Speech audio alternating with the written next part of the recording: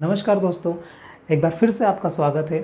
आज हम बहुभुज को पढ़ेंगे। बहुभुज गणित का एक बहुत ही आईएमपी टॉपिक है और आने वाली जितनी भी परीक्षाएं हैं जैसे कि रेलवे और मध्य प्रदेश में पटवारी, इन दोनों परीक्षाओं में बहुभुज से बहुत सारे क्वेश्चन पूछे जाते हैं। रेलवे में अभी एनटीपीसी परीक्षा हुई, इससे पहले लोको पायलट हुई और अब ग्रुप डी आने वाली है। ऐसे ही एमपी पटवारी का जो पिछला प्रश्न पत्र है उसमें भी बहुभुज से बहुत सारे क्वेश्चन पूछे गए। मोटा मोटा ये बात है कि बहुभुज से आपको आपकी शिफ्ट में एक या दो क्वेश्चन देखने को मिल सकते हैं। हम टॉपिक शुरू करते हैं कि बहुभुज क्या होता है। उससे पहले आपको इसकी परिभाषा समझनी होगी कि बहुभुज हम बोलेंगे किसको, हमको कैसे पता पड़ेगा कि ये बहुभुज है या नहीं है। तो उसके लिए देखिए, बहुभुज की डेफिनेशन क्या होती है। आपको स्क्रीन पर एक डेफिनेशन दिखाई दे रही है जिसमें ये लिखा है कि तीन या तीन से अधिक भुजाओं से घिरी हुई बंद समतल आकृति को बहुभुज कहते हैं। इसका क्या मतलब? इसका ये मतलब है कि जैसे मान लीजिए ये त्रिभुज है, ठीक है। त्रिभुज में कितनी भुजाएं हैं? इस त्रिभुज में तीन भुजाएं हैं और ये आपस में बंद है, त्रिभुज बंदी होता है तो ये समतल आकृति है। ये क्या कहलाएगी? ये बहुभुज कहलाएगा। चतुर्भुज में कितनी भुजाएं होती हैं? चतुर्भुज में चार भुजाएं होती है, ये भी बहुभुज कहलाएगा। पंचभुज में कितनी भुजाएं होंगी?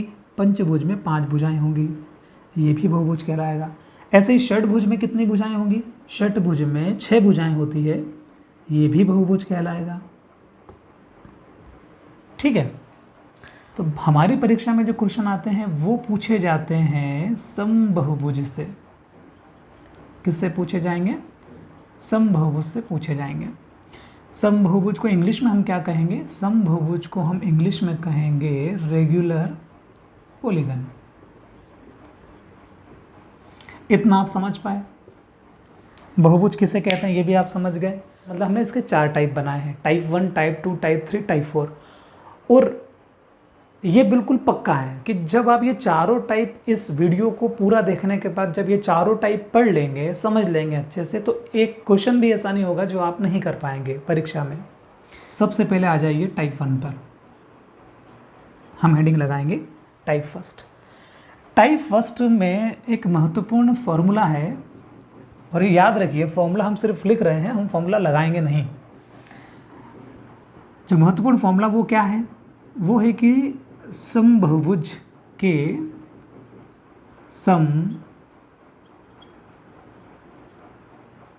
बहुभुज के सभी आंतरिक कोणों का योग n-2 इंटू 180 होता है। ठीक। टाइप 1 में क्या है? समबहुभुज के सभी आंतरिक कोणों का योग बराबर में क्या होता है? n-2 into 180। यहाँ पे ध्यान देने वाली बात ये है कि यहाँ पे n का मतलब क्या है? n यहाँ पे डिनोट करता है भुजाओं को। किसको? n किसको डिनोट करता है? भुजाओं को डिनोट करता है। अब देखिए, तो ऐसा बहुभुज जिसकी सारी भुजाएं आपस में बराबर हो, इक्वल हो, सभी भुजाएं आपस में यदि बराबर होंगी तो ऐसे बहुभुज को हम क्या कहेंगे? समबहुभुज कहेंगे। और समबहुभुज पर ही हमारे परीक्षा में प्रश्न आते हैं, इसके ऊपर आधारित रहते हैं सारे प्रश्न। तो समबहुभुज के सभी आंतरिक कोणों का योग यदि आपको फाइंड करना है तो आप बराबर में n-2 इंटू 180 कर सकते हैं। मतलब कि अब प्रश्न उठता है आंतरिक कोण क्या होता है। तो देखिए, ये त्रिभुज दिखा आपको, यहाँ पे आपको तीन कोण दिख रहे होंगे। एक कोण ये है, एक कोण ये है, एक कोण ये है। चतुर्भुज में एक कोण ये है, एक कोण ये है, एक कोण ये है, एक कोण ये है। ठीक है। यहाँ पे भी आपको 5 कोण दिखेंगे, यहाँ पे आपको 6 कोण दिखेंगे। तो ये जो अंदर वाले जो कोण होते हैं, यहाँ भी अंदर वाला कोण है, ये अंदर वाला कोण, अंदर वाला कोण, जो अंदर वाले जो कोण होते हैं उन अंदर वाले कोणों को क्या कहते हैं? आंतरिक कोण कहते हैं।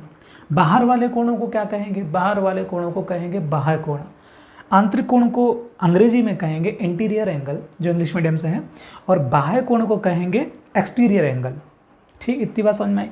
बाह्य कोण क्या होता है ये हम टाइप 2 में समझेंगे, क्योंकि हमने बाह्य कोण को टाइप 2 में रखा है। चलिए, तो शुरू करते हैं। आपको समझ में आ गया सभी आंतरिक कोणों का योग क्या होता है? आंतरिक कोण समझ गए आप, अंदर वाले कोण। अभी आपको आपकी स्क्रीन पर पहला प्रश्न दिखाई दे रहा है। पहला प्रश्न ये है कि यदि किसी समबहुभुज के सभी आंतरिक कोणों का योग 720 डिग्री है तो उस बहुभुज की भुजाओं की संख्या क्या होगी? भुजाओं की संख्या पूछिए। देखिए आसान है, अगर इसके हिसाब से आप देखें तो आसान है। हम अभी फॉर्मूले से करेंगे लेकिन बाद में हम डायरेक्ट करेंगे। जब क्वेश्चन पढ़ा तो हमने क्वेश्चन में सभी आंतरिक कोणों का योग कितना दिया है? 720 दिया है। हमने 720 लिख दिया क्योंकि यहाँ पे क्या लिख दिया? 720 बराबर में n-2 इंटू 180, यही तो है ना। अब देखिए 720 क्या 180 से कट सकता है? हाँ कट सकता है। हम 0 से 0 काट देंगे, ठीक है, और 18 की टेबल बोलेंगे। 18 एकम 18, एक बार कटेगा। 18 चौक कितना होता है? 18 चौक होता है 72, ठीक है। यहाँ 4 है, अगर ये माइनस का 2 इधर आएगा तो काय का हो जाएगा? प्लस का हो जाएगा। n का आंसर कितना आएगा? 6। मतलब कि इस सवाल का उत्तर क्या है? इस सवाल का उत्तर है 6 भुजाएं होंगी उस समबहुभुज में। कौन सा समबहुभुज? जिसके सभी आंतरिक कोणों का योग कितना दिया था? 720 दिया था। इसको डायरेक्ट कैसे कर सकते हैं? इसको डायरेक्ट कर सकते हैं कि जो भी आपको जो आंतरिक कोणों का योग जो दिया है, कितना दिया है इस क्वेश्चन में? इस क्वेश्चन में दिया है आपको 720 दिया है। 720 में डायरेक्ट आप 180 का भाग लगाइए। हम यही तो कर रहे हैं ना, लेकिन इसको क्वेश्चन में डायरेक्ट पेपर में माइंड में करना है। माइंड में कैसे करेंगे? हमको सभी आंतरिक कोणों का योग 720 दिया है। हमको यदि भुजाओं की संख्या निकालनी है, यदि आंतरिक कोणों का योग दिया है तो 720 में 180 का भाग लगाएंगे, 0 से 0 कट जाएगी। 18 चौक कितना होता है? 18 चौक 72 होता है। इस 4 में हमको हमेशा 2 जोड़ना है ना। यहाँ जो भी वैल्यू आएगी उसमें क्या करना है? 2 जोड़ देना है। तो यदि हम 4 में 2 जोड़ देंगे तो हमारा आंसर कितना हो जाएगा? 6 भुजाएं हो जाएगी। ऐसे हमने किया था तो भी वैसे ही किया था। चलिए हम दूसरा क्वेश्चन देखते हैं। स्क्रीन पर आपको अगला क्वेश्चन यानी कि दूसरा क्वेश्चन इसी टाइप का दिख रहा होगा। दूसरा क्वेश्चन में ये है कि यदि किसी समबहुभुज के सभी आंतरिक कोणों का योग 1440 है तो उस समबहुभुज की भुजाओं की संख्या कितनी होगी? देखो सिंपल है। यदि हम इधर जो हमने तरीका किया था उससे किया जाए तो क्या है? हमने क्या कहा? हमने आपसे ये कहा है कि जो भी आपको सभी आंतरिक कोणों का योग दिया है पहले आप उसको लिख लीजिए। हमने 1440 को लिख लिया, ठीक है। इसमें काय का भाग लगाना है? इसमें हमको 180 का भाग लगाना है। 180 का भाग लगाया, 0 से 0 कट गया। 18 का पहाड़ा कितनी बार बोलेंगे कि 144 आ जाए? तो 18 एकम 18, 18 8 144, 8 आएगा। 8 में क्या करना है? यहाँ जो भी वैल्यू आएगी उसमें हमेशा 2 जोड़ देना है, हमको आंसर मिल जाएगा। हमको भुजाओं की संख्या मिल जाएगी। तो 8 में हम 2 जोड़ेंगे तो कितना आएगा? 10। 10 ही इसका आंसर है। आ रही है बात समझ में आपको? अभी तक हमने 2 प्रश्न देखे हैं और 2 प्रश्न का अगर हम निचोड़ निकाले टाइप 1 का तो क्या निचोड़ निकलता है? निचोड़ ये निकलता है कि यदि हमको सभी आंतरिक कोणों का योग दिया है तो हम उसमें 180 का भाग लगाएंगे, जो भी वैल्यू आएगी उसमें हमको 2 जोड़ देना है तो हमको आंसर मिल जाएगा। क्या आंसर मिलेगा? समबहुभुज, उस समबहुभुज की भुजाओं की संख्या हमको मिल जाएगी, ठीक है। हम एक इस टाइप का एक आखिरी सवाल और देख लेते हैं, उसके बाद हम टाइप 2 पे स्विच करेंगे। आपको आपकी स्क्रीन पर अगला प्रश्न दिखाई दे रहा है, तीसरा, जो ये है कि यदि किसी समबहुभुज के सभी आंतरिक कोणों का योग 1080 है तो उस समबहुभुज की भुजाओं की संख्या कितनी होगी? देखो एक बात तो आपको अब समझ में आ रही होगी कि इस टॉपिक में 18 की टेबल बहुत इम्पोर्टेंट रोल प्ले करती है। यदि आपको 18 की टेबल याद है तो आप ये टॉपिक इजीली कर पाएंगे। 18 की टेबल सिर्फ इसी टॉपिक में नहीं, आगे हम आने वाले कक्षा में स्पीड, टाइम, डिस्टेंस, जो आपका समय चाल दूरी जो टॉपिक है उसको पढ़ेंगे, वहाँ भी 18 की टेबल बहुत महत्वपूर्ण रोल प्ले करती है। तो इस सवाल में देखिए, इस सवाल में हमको सभी आंतरिक कोणों का योग 1080 दिया है, हमने वो लिख लिया 1080। इसमें क्या करना है? इसमें 180 का भाग लगाना है, यही तो हम करते आ रहे हैं। 0 से 0 काटी, 18 का पहाड़ा हम कितनी बार बोलें कि 108 आ जाए। 18 पंजे 90 होता है, 18 छंग 108 होता है। मतलब कि 18 का पहाड़ा यदि हम 6 बार बोलें तो 108 आ जाएगा। हमेशा क्या प्लस कर रहे हैं अपन? 2 प्लस कर रहे हैं, मतलब कि 6 और 2, हमारा आंसर कितना हो जाएगा? हमारा आंसर हो जाएगा 8। तो मुझे लगता है कि टाइप 1 आपका क्लियर हो चुका है। अब हम टाइप 2 पे स्विच करते हैं। तो चलिए टाइप 2 देखते हैं। 2 में टाइप जो आपका सेकंड है वो भी बड़ा आसान है। उसमें भी आपको एक फॉर्मूला यूज़ करना है। इसमें भी हम फॉर्मूला सिर्फ नाम के लिए लिख रहे हैं, ताकि यदि आप कभी तरीका भूल जाओ तो एटलीस्ट आपको फॉर्मूला याद रहे। बहुभुज के, जहाँ भी बहुभुज रहेगा वहाँ पे सम अपनी मर्ज़ी से लगा लीजिएगा। समबहुभुज के की भुजाओं की संख्या बराबर 360 डिवाइड बाय प्रत्येक बाह्य कोण। ये फॉर्मूला है। अभी आपको ये समझाते हैं। देखिए, आपको पहले तो ये समझना है कि बाह्य कोण क्या होता है। पहले क्या समझना है, बाह्य कोण क्या होता है। तो ये अभी हमने देखा था कि जो त्रिभुज में अंदर वाले जो कोण होते हैं, मतलब कि ये वाले, ये जो कोण होते हैं, ये क्या होते हैं, ये आंतरिक कोण होते हैं। अंदर वाले कोण को क्या कहते हैं, अंतःकोण कहते हैं। अब इमेजिन करिए, यदि मैं इस लाइन को, इसको ए नाम दे दो, इसको बी नाम दे दो, इसको सी नाम दे दो। अब यदि मैं इस BC रेखा को D तक यदि बढ़ा दूं, ठीक है, यदि ये स्ट्रेट लाइन है, इसको जैसे ये आ रही है, अगर ऐसे मैं इसको आगे बढ़ा देता हूँ, कहाँ तक, D तक, तो देखिए ये वाला एंगल तो क्या होगा, अंतःकोण होगा, और ये वाला एंगल क्या होगा, बाह्य कोण होगा। बात समझ आ रही है। अंदर वाला कोण अंतःकोण, और बाहर वाले कोण को क्या कहते हैं, बाह्य कोण कहते हैं। अब यहाँ पे एक और इम्पोर्टेंट चीज़ है, वो क्या है, मान लीजिए कि ये जो B और D जो लाइन है, इस B और D लाइन को मैं यहाँ लिख लेता हूँ। ये मैंने B और लाइन को यहाँ लिख दिया। मान लो यहाँ पे C है। ये पूरा एंगल जो है, ये पूरा एंगल कितने डिग्री का होगा, ये पूरा एंगल 180 डिग्री का होगा। क्यों होगा, क्योंकि आप जानते हैं कि स्ट्रेट लाइन में जो एंगल बनता है वो कितने डिग्री का बनता है, वो 180 डिग्री का बनता है। तो ये B और D जो रेखा है, इसमें ये C के यहाँ जो पूरा एंगल बनेगा, ये कितना बनेगा, 180 डिग्री का बनेगा। मतलब कि ये तो हो जाएगा आंतरिक कोण, है ना, ये तो हो जाएगा आंतरिक कोण, और ये हो जाएगा आपका बाहर वाला, क्या हो जाएगा, ये हो जाएगा बाह्य कोण। तो आप यहाँ पे एक चीज़ समझिए, बहुत महत्वपूर्ण है, आगे प्रश्नों में बहुत काम आने वाली है। चीज़ ये समझिए कि यदि मैं यहाँ से चलता हूँ तो यहाँ तक आंतरिक कोण मिलता है, फिर इधर आगे बढ़ता हूँ तो मुझे बाह्य कोण मिलता है, और पूरी लाइन का जो ये एंगल है एक कंप्लीट हो जाता है। इसको सीधी भाषा में ये बोल सकता हूँ मैं कि यदि मैं आंतरिक कोण को और बाह्य कोण को यदि मैं जोड़ता हूँ तो मुझे क्या मिलना चाहिए, मुझे 180 मिलना चाहिए। सिंपल।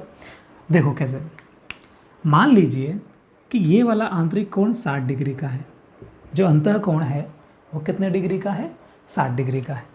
यदि ये कोण 60 डिग्री का है तो बताइए वो कोण कितने डिग्री का होगा। तो आप कहेंगे सर वो वाला कोण 120 डिग्री का होना चाहिए।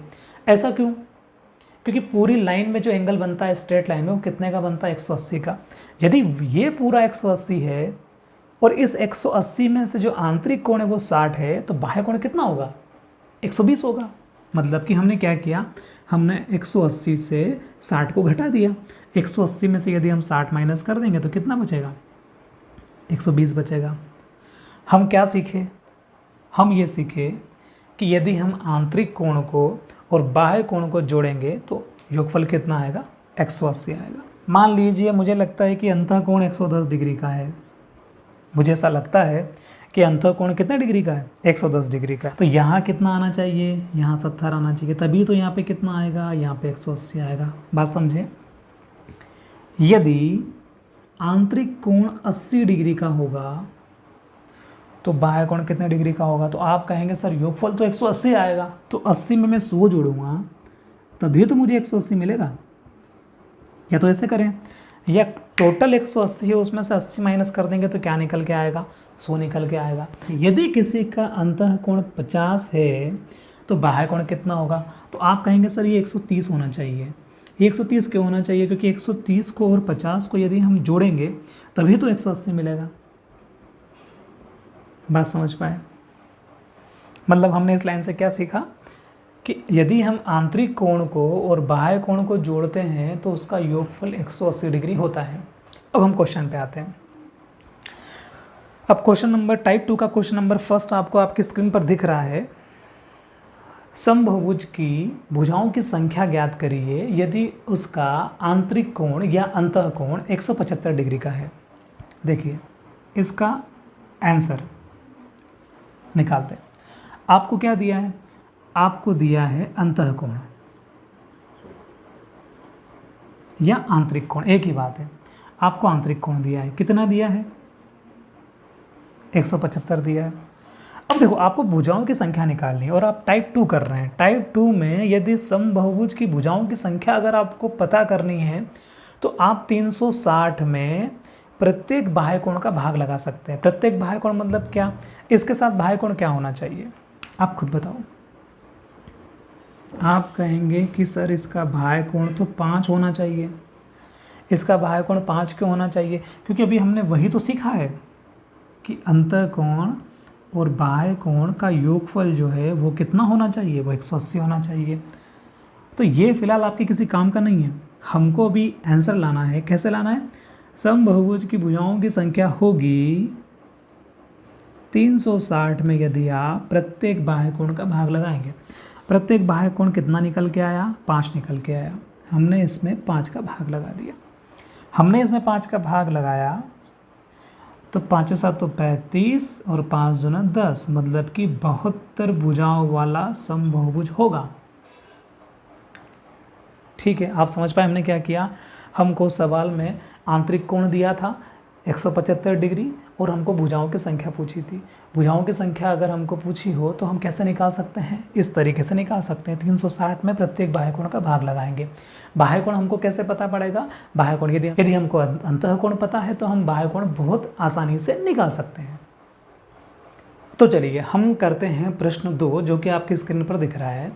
उसमें ये पूछा है कि यदि किसी समबहुभुज की भुजाओं की संख्या ज्ञात करिए यदि उसका आंतरिक कोण या अंतः कोण 160 डिग्री का है। देखो बहुत आसान है ना। यदि हमको अंतः कोण 160 दिया है तो बाह्य कोण क्या होगा? तो आप कहेंगे सर बाह्य कोण तो 20 डिग्री होना चाहिए। सवाल का आंसर होगा 360 में किसका भाग लगेगा? 360 में हम 20 का भाग लगाएंगे क्योंकि बाह्य कोण क्या आया है? 20 आया। 0 से 0 काटेंगे, 36 का आधा 18 भुजाएं होंगी उसमें। यही आपका आंसर था। टाइप 2 का तीसरा क्वेश्चन आपके स्क्रीन पर दिखाई दे रहा है जिसमें ये पूछा है कि यदि किसी समबहुभुज में आंतरिक कोण 150 डिग्री का है तो उस बहुभुज में भुजाओं की संख्या कितनी होगी? ये आपसे पूछा है। देखो ये भी आसान है। यदि हमको आंतरिक कोण दिया है, यदि हमको अंतः कोण दिया है कितना? 150, तो हम बाह्य कोण निकाल सकते हैं। यस, हम बाह्य कोण निकाल सकते हैं। बाह्य कोण कितना निकलेगा? बाह्य कोण यहाँ से 30 निकलेगा। क्यों निकलेगा? क्योंकि 150 और 30 को जोड़ेंगे तभी 180 आएगा। अब क्या करना है? अब तो आसान है। 360 में हम कभी भी यदि बाह्य कोण का प्रत्येक बाह्य कोण का भाग लगाएंगे तो हमको भुजाओं की संख्या ज्ञात हो जाएगी। इसको काटेंगे, 0 से 0 कट जाएगा। 36 का 3 एकम 3 और 3 दूना 6। इसको काटेंगे तो कितना आंसर आ जाएगा? 12 आंसर आ जाएगा। मतलब कि 12 भुजाएं होगी। ये उत्तर है। चलिए अब हम स्टार्ट करते हैं टाइप 3। टाइप 3 जो है वो विकर्णों के ऊपर आधारित है। समबहुभुज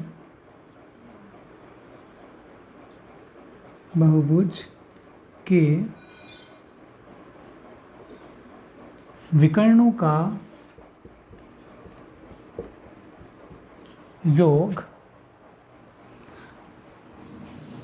योग की जगह आप संख्या कर सकते हैं। विकर्णों की संख्या बराबर n-3/2। यहाँ पे भी n का मतलब क्या है? जो वहाँ था, n का मतलब है भुजाएं। ठीक है। समबहुभुज के विकर्णों की संख्या बराबर n-3/2। चलिए इसका क्वेश्चन नंबर फर्स्ट करते हैं।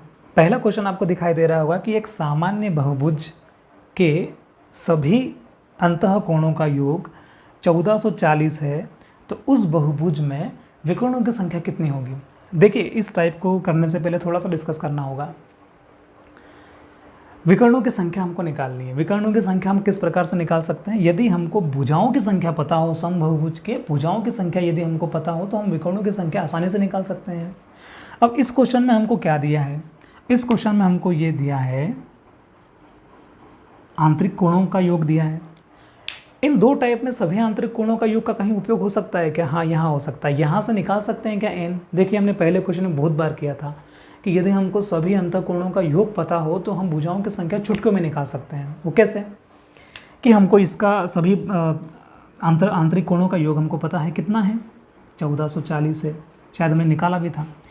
तो यदि हमको सभी आंतरिक कोणों का योग पता होता है और हम उसमें यदि 180 का भाग लगा दें और प्लस 2 कर दें, 180 का भाग लगाएं, 0 से 0 गया, ठीक, 18 8 कितना हो गया, 144।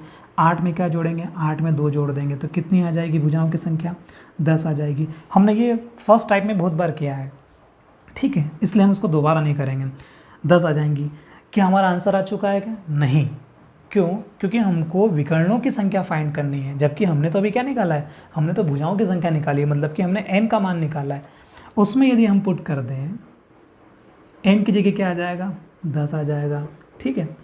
और वापस ब्रैकेट में 10 में से 3 जाएगा तो कितना बचेगा? तो आप कहेंगे सर 7 बचेगा, डिवाइड बाय 2। तो 2 एकम 2, 2 पंजे 10, 5 7 35 इसका आंसर है। उम्मीद करता हूँ आपको समझ में आया होगा, ठीक। अगला क्वेश्चन करते हैं। यदि किसी समबहुभुज के विकर्णों की संख्या ज्ञात करिए यदि उसके सभी आंतरिक कोणों का योग जो है वो 1260 है। तो ये भी अपने लिए आसान है ना? कैसे आसान है आप जानते ही हैं कि यदि हमको सभी आंतरिक कोणों का योग दिया रहता है तो हम बड़ी आसानी से संख्या निकाल सकते हैं। कैसे? 1260 में 180 का भाग लगा देंगे। यदि आपको 18 का पहाड़ा याद होगा तो आप बहुत ही आसान से कर पाएंगे। 1260 में यदि आपने 180 का भाग लगाया तो 0 से 0 कट जाएगी। 18 का पहाड़ा कितनी बार बोलें कि 126 आ जाए? 18 छंग 108 होता है और 18 साथ ही कितना होता है? 126 होता है। साथ में यहाँ पे हमेशा हम क्या प्लस करते हैं? 2 प्लस करते हैं। 7 और 2 कितना हो जाएगा? 9 हो जाएगा। क्या ये हमारा आंसर है? नहीं। क्यों? क्योंकि ये तो भुजाओं की संख्या है। ये हमको क्या निकालना है? हमको विकर्णों की संख्या निकालनी। क्या करना होगा? उसमें मान पुट करना होगा। कैसे मान पुट करेंगे? n की जगह तो हम 9 ही रखेंगे और फिर n-3 मतलब कि 9 - 3 कितना हो जाएगा? 6 हो जाएगा। 2 का भाग लगाएंगे, 2 एकम 2 और 2 तिया 6, ठीक है, 9 तिया 27। तो इसमें विकर्ण कितने होंगे? तो आप कहेंगे सर इसका आंसर 27 आएगा। आसान है, ठीक है। अगला क्वेश्चन देखिए कि यदि किसी समबहुभुज के सभी आंतरिक कोणों का योग 540 डिग्री है तो उसमें विकर्णों की संख्या कितनी होगी?